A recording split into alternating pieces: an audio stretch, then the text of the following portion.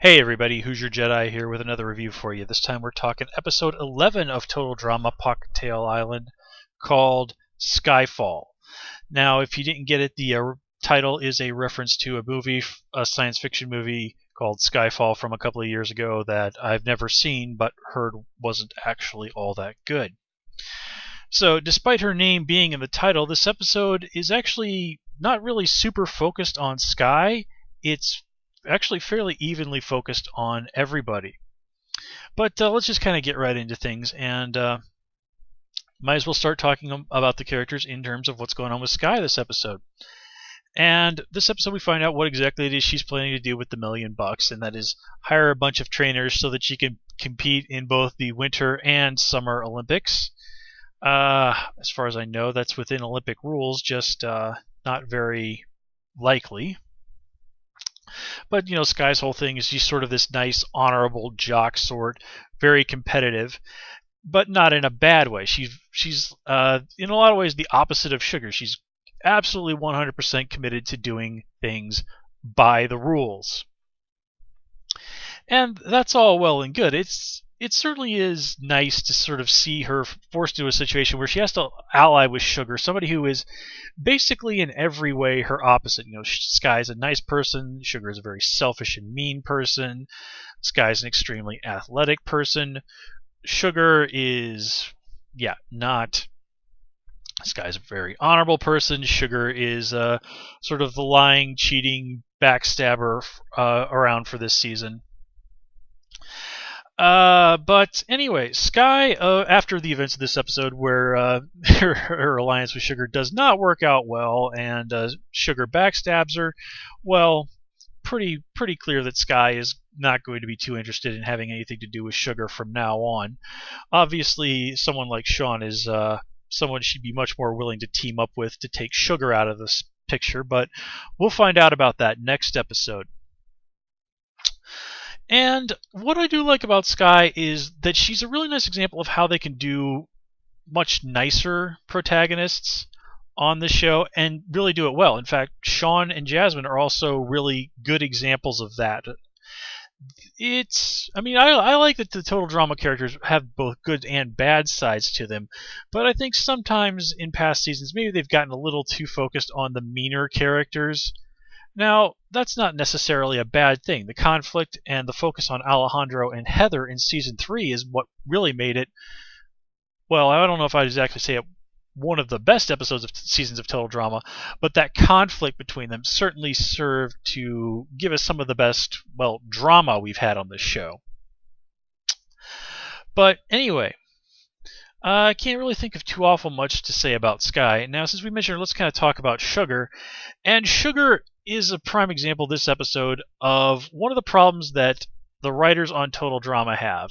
And it's also, since this was made by a lot of the people who also did 16, it's a problem that also cropped up on that show more than once, is that sometimes, and it depends on who it is that's writing, and I didn't really pay attention to who wrote this episode, that sometimes the show can just let the bathroom humor get a little too out of control. And not that, puking and having to run to the bathroom have not been a staple of Total Drama for a long time. For me personally, that sort of thing it's funny once in a while, but if that's kind of your go-to thing for an entire episode, it gets old really fast. And that got old really, really fast. I like how even Chris was kind of grossed out by Sugar. So, even Chris is like, okay, that's going a little too far, or that's a little too much, there's something pretty serious going down.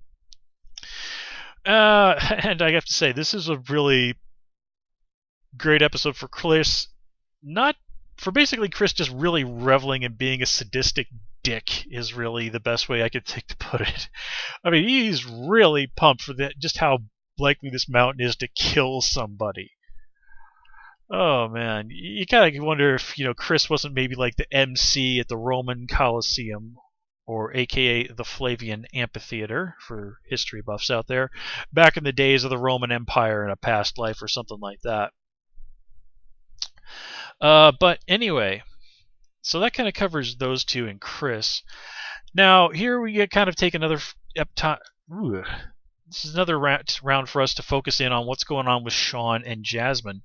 And now that they've kind of resolved their bump in the road of their relationships and more or less seem to have something very serious going on, of course they have to introduce some kind of a complication. And that being that Sean doesn't want to share the million and that Jasmine does.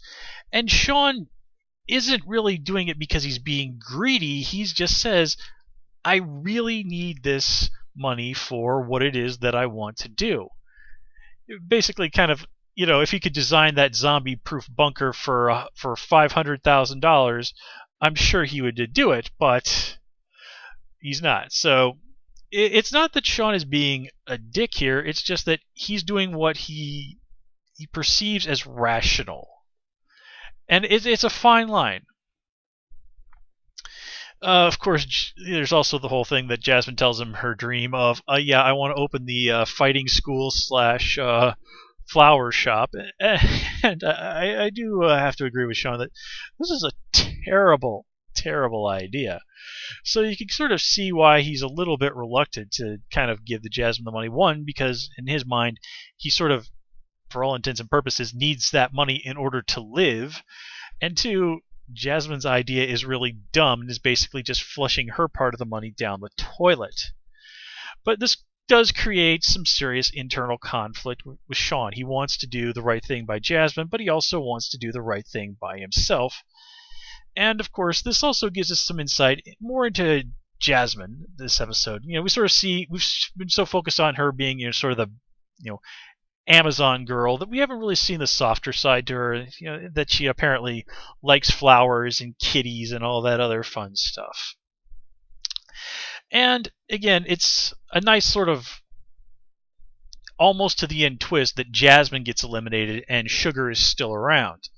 Jasmine, from the start, was obviously somebody who was going to be in for the long haul and a very serious competitor.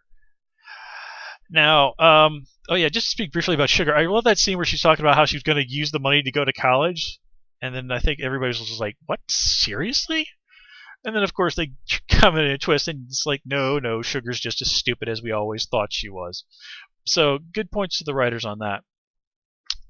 But anyway, in one of my previous videos I mentioned that the scheming backstabber types like Heather and Courtney and Scott, they always seem to get to about the number 3 spot in these seasons, and that's when they get the chop. And then it's kind of whatever for the last 2. And I have a feeling this is going to be another one of those cases, because Sean and Sky versus each other is much more interesting a matchup than Sugar versus whoever. So I don't normally make predictions in these videos, but that's what I think is going to happen. And I know I'm making this video after the episode is aired, but I promise you I have not actually watched the last 2 episodes yet. I'm kind of doing these in order and then going and watching the next episode. So you're just going to have to take my word on that. Anyway, guys, that's all I have for you this time around. As always, please comment, rate, and subscribe. And of course, you can follow me on Twitter at Who's Your Jedi. Until next time, take care and have a good one.